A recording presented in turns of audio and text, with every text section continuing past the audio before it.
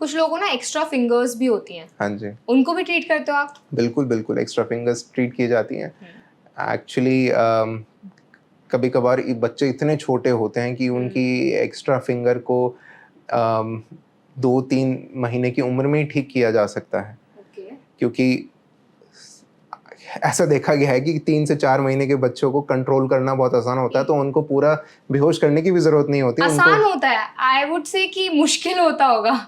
ये मैं इसमें क्लैरिफिकेशन देना चाहूँगा। जैसे ही बच्चा 6 महीने के ऊपर पहुँच जाता है, फिर उसको कंट्रोल करना बहुत मुश्किल होता है। फिर उसमें कई बार उसको पूरा एनेस्थेटाइज ही करना पड़ता है। बट मैं अपना एक्सपीरियंस से बताऊं कि कई कभार हमने बच्चों की छोटी छोटी जो उंगलियां जो ऑलमोस्ट लटकी होती हैं, वो बच्चा माँ की गोद में है और उस टाइम इवन ब्रेस्ट फीड भी कर रहा है, और उसी वक्त हमने वो सर्जरी करके अलग कर दिया, तो बच्चे को पता भी नहीं चलता है। और कितना टाइम लगता है सर्जरी में? Hardly 5 minute. 5 मिनट? हाँ। और हीलिंग में कितना टाइम लगता है? हीलिंग में जैसे मैंने बताया कि 1 से 2 हफ्ता आपको लग सकता है हीलिंग में। इवन इफ बच्चे की सर्जरी भी हो रही है तो टाइम अडल्ट्स के जितना ही लगता है? लगभग 10, डिपेंड करता है क्या सर्जरी, पर 10 से 20 दिन लगते हैं। बाकी अब अगेन इसमें अगर आप कॉस्मेटिक सर्जरी वगैरह मिलाएं तो उनकी हीलिंग के पैरामीटर्स या बेंचमार्क्स बहुत अलग होते हैं, तो उनके बारे में ये जो है 1 से 2 हफ्ता एप्लीकेबल नहीं। Okay, now I want to know about some of your case studies. अभी तक का आपका सबसे ज्यादा वियर्ड केस कौन सा रहा है? देखिए, जो केसेस करने में मुझे मज़ा आया है वो बेसिकली यही है, जिसको हम कहते हैं रिकंस्ट्रक्टिव सर्जरी में। इसको थोड़ा एक्सप्लेन करिए। हाँ जी, रिकंस्ट्रक्शन में ऐसा होता है कि आपकी बॉडी का कोई एक पार्ट, कोई एक स्पेसिफिकली इसेंशियल पार्ट अगर किसी कारणवश नहीं डेवलप हुआ है, या किसी चोट के कारण चला गया है, या कैंसर के कारण उसको निकालना ज़रूरी हो गया है, तो उसको बॉडी के दूसरे टिश्यूज़ को उसको पार्ट को वापस बनाया जा सकता है। फ़र्ज़ के तौर पे कि हमारे देश में जैसे जबड़े का कैंसर बहुत होता है, क्योंकि गुटखा वगैरह का सेवन है, तो कई लोगों के जबड़े पूरे निकालने पड़ जाते हैं। और जबड़ा निकालने का मतलब है कि उनकी आगे की लाइफ और जो भी उनका जितना भी जीवन उसके बाद निर्धारित है, उसको हम थोड़ा और मीनिंगफुल बनाने के लिए उसमें जबड़ा रिकंस्ट्रक्शन बहुत ज़रूरी है। नहीं तो वो खाएंगे कैसे? नहीं तो पहली बात तो है कि इतना मुंह में इतना बड़ा गैप लेके तो कोई रह नहीं सकता। तो ये जबड़ा बनाया जा सकता है पैर की हड्डी लेकर के। अच्छा। हड्डी को हम एक तरह से मोल्ड करते हैं, उसको काट करके जबड़े की शेप देते हैं, उसको यहाँ पे फिक्स करते हैं। उस हड्डी की जो खून की नसें होती हैं उनको गले की नसों से जोड़ते हैं। तो ये काफ़ी सेटिस्फाइंग सर्जरी होती है। फर्ज के तौर पे आजकल जिन लोगों की किसी चोट की वजह से उंगली कट गई है, या किसी का हथेली कट गई है, या हाथ भी कट गया है, उसको भी पूरे कटे हुए अंग को भी वापस जोड़ा जा सकता है प्लास्टिक सर्जिकल टेक्निक से। ये सारी सर्जरी माइक्रोस्कोप के अंदर की जाती है, क्योंकि इतनी माहिन नसें होती हैं इनकी कि इनको बहुत ही पतले सूचर से जोड़ा जाता है। मतलब ये सूचर्स आप लगा लीजिए कि आपके बाल जो होते हैं उससे भी कई गुना पतले होते हैं। तो इनको बहुत ही प्रिसीजन वाली सर्जरी से किया जा सकता है। कई लोग ऐसे होते हैं कि जिनकी कैंसर, अगेन मैं कैंसर में थोड़ा ज़्यादा बात करूँगा, कि उनकी कैंसर वाले हिस्से के साथ साथ कुछ एक लिम्फ नोड्स में निकाले जा सकते। जैसे आजकल ब्रेस्ट कैंसर में होता है कि आपकी जो आर्मपिट होती है, एक्जिला में से भी लिम्फ नोड निकाले जा सकते हैं। तो लिम्फ नोड निकालने से क्या होता है कि आपके पूरे हाथ में सूजन आ सकती है। आपने कई देखा होगा, कई ब्रेस्ट कैंसर लेडीज हाथ में स्लीव, कंप्रेशन स्लीव पहन के चलती हैं, क्योंकि पूरे हाथ में सूजन आ जाती है। कि वो इसलिए है क्योंकि वहाँ से जो लिम्फ नोड है, जो हमारी हाथ की ड्रेनेज करती हैं, एक तरह से ड्रेनेज का कार्य करती हैं, वो वहाँ पे अवेलेबल नहीं है। कैंसर की वजह से उनको निकालना पड़ा। तो इसके लिए भी उन छोटी छोटी नलियों को भी डाइवर्ट करके आपकी वेन में डाला जा सकता है, ताकि आपके हाथ से ड्रेनेज प्रॉपर हो। आपके हाथ में एक्सेस सूजन हो तो वहाँ पे लाइपोसक्शन भी किया जा सकता है। लाइपोसक्शन सिर्फ कॉस्मेटिक नहीं होता है, इसको हम इस जो कंडीशन को लिम्फ इडीमा बोलते हैं। इडीमा मतलब सूजन, लिम्फ मतलब लिम्फ की सूजन। इसके लिए भी लाइपोसक्शन किया जा सकता है। इसका बहुत स्पेशलाइज्ड मैनेजमेंट होता है।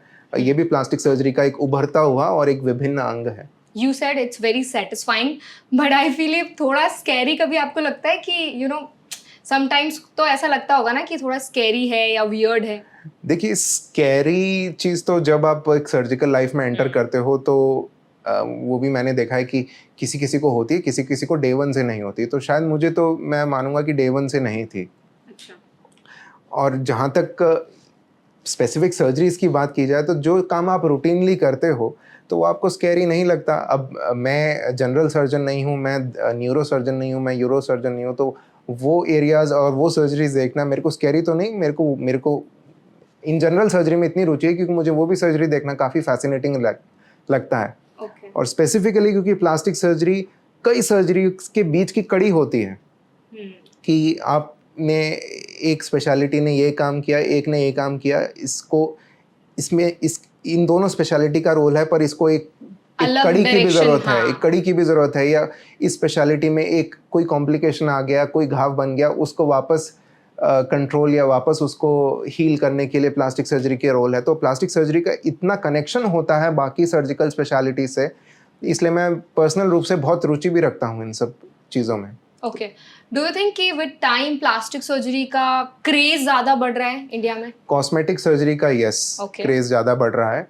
एंड अगेन कॉस्मेटिक सर्जरी के बारे में मैं बात करूँ तो कई बार इसको ना बहुत ही डिसरिगार्ड किया जाता था कि कई बार बोला जाता था कि क्या ज़रूरत है, आपको क्या ज़रूरत है। कोई आसपास वाला टोक देता था कि भाई तुम्हें दिखने में क्या प्रॉब्लम है, तुम्हें कौन सी ब्यूटिफिकेशन की ज़रूरत है। बट देखिए, आप सब जानते हैं कि आपके कॉन्फिडेंस पे कई चीज़ें इफ़ेक्ट करती हैं। कई उसमें से कुछ चीज़ें आपकी अपीयरेंस या आपका एक्सप्रेशन या आपके निशान भी हो सकते हैं। और एक बार वो कॉन्फिडेंस आपका आ जाए या चला जाए, उससे आपके लाइफ और लाइफस्टाइल में बहुत फ़र्क पड़ता है। तो इसको बहुत ही संवेदनशील इशू होता है। कॉस्मेटिक सर्जरी का डिसीजन उस पेशेंट से ही आना चाहिए, ये बहुत इम्पॉर्टेंट है, ताकि वो ये इसके जो भी बेनिफिट्स हैं या जो भी ड्रॉबैक्स हैं वो समझे, ना कि किसी ने आसपास बोल दिया, किसी फ्रेंड ने बोल दिया या हस्बैंड ने बोल दिया या वाइफ ने बोल दिया तो आप करा रहे हैं। तो कॉस्मेटिक सर्जरी में ये बहुत इम्पॉर्टेंट है। और जहाँ तक आप बाकी सर्जरीज के बारे में जो प्लास्टिक सर्जरी बढ़ रहा है उसके बारे में बात करें तो यस, लाइपोसक्शन, गायनेकोमास्टिया, जो लाइपोसक्शन से मतलब कि पेट की चर्बी कम करना। आजकल कई सारे मेल्स, ये बहुत ही कॉमन सर्जरी है जिनकी चेस्ट की अपीयरेंस मोर फेमिनाइन होती है, बहुत फुलनेस होती है उनके चेस्ट के रीजन में, उसको भी लाइपोसक्शन से कम किया जा सकता है। आजकल ये रिक्वायरमेंट हो गई है क्योंकि शायद जिम अपीयरेंस या बेयर चेस्टेड अपीयरेंस भी आजकल उतना इंपॉर्टेंट हो गया है जितना क्लोथ्ड अपीयरेंस है। तो यस, इसकी ये सब मानसिकता पे असर करता है, तो इसलिए इसमें सर्जरी जस्टिफाइड है। जिसको जो नहीं कराना चाहता, ये कोई डिजीज़ नहीं है या ये कैंसर नहीं है, तो वो नहीं कराते सर्जरी। सर, मैं आपसे ये जानना चाहूँगी कि मोस्टली जो मेल्स होते हैं और फीमेल्स होते हैं, आपको किस सर्जरी के लिए आते हैं? मेल्स, जैसे मैंने कहा कि मेल जो फीमेल चेस्ट अपीयरेंस है उसको मेनली और मैनली चेस्ट अपीयरेंस के लिए बहुत आते हैं, जिसको गायनेकोमास्टिया कहते हैं, और मैन बूब्स भी आजकल काफ़ी फेमस वर्ड है इसके लिए। फीमेल्स, मैं सिर्फ कॉस्मेटिक सर्जरी की बात कर रहा हूँ ताकि इसकी तुलना हो सके। फीमेल कई राइनोप्लास्टी में मोस्टली फीमेल्स ही आती हैं। मेल पर्सन राइनोप्लास्टी में आता है, पर वो एक डेफिनेट कारण होता है कि भाई किसी की चोट की वजह से नाक गायब है या किसी का बर्थ से नाक में डिफॉर्मिटी है। आमतौर पे कॉस्मेटिक राइनोप्लास्टी में थोड़े से कम आते हैं मेल्स, फीमेल ज़्यादा आती हैं। फेशियल कॉस्मेटिक सर्जरी के लिए फीमेल ज़्यादा आती हैं। एंड आगे वाले ज़माने में कुछ हद तक चल भी रहा है, पर ब्रेस्ट ऑगमेंटेशन और ब्रेस्ट रिडक्शन और फेस लिफ्ट, ये इंडिया में अभी बहुत ही इन्फेंसी है। अब कहते हैं ना कि बहुत ही मिनिमल लेवल पे हैं, बट ये अभी बहुत ज़्यादा पिकअप होने वाले हैं, ऐसा आसार दिख रहे हैं मेरे को। ओके, एट लास्ट मैं आपसे जानना चाहूँगी, क्या कोई इसके साइड इफ़ेक्ट्स भी होते हैं प्लास्टिक सर्जरी के? प्लास्टिक सर्जरी एक सर्जरी है, तो उसके कुछ एक सर्जिकल रिस्क सब में होता है, कुछ कॉम्प्लिकेशंस जैसे हर सर्जरी में हो सकते हैं वो प्लास्टिक सर्जरी में भी हो सकते हैं, पर इसके कोई भी विशेष साइड इफ़ेक्ट्स नहीं हैं। ऐसा एक मिथ है कि इस सर्जरी की वजह से जान चलेगी। जान तो किसी भी सर्जरी की वजह से जा सकती है, कोई उसमें कॉम्प्लिकेशन या हो जाए। इसको स्पेसिफिक प्लास्टिक सर्जरी से रिलेट करना कंप्लीटली गलत है। Okay, thank you so much doctor. आज welcome. आपने हमें और हमारी ऑडियंस को प्लास्टिक सर्जरी पर इतनी यूजफुल इन्फॉर्मेशन दी, उसके लिए आपका बहुत बहुत धन्यवाद। धन्यवाद मुझे बुलाने के लिए, और बहुत ही सेटिस्फाइंग लगा अगेन जो भी प्लास्टिक सर्जरी के मिथ्स होते हैं उनको क्लियर करने के लिए और कुछ फैक्ट्स लोगों के सामने लाने के लिए। Thank you sir. Thank you.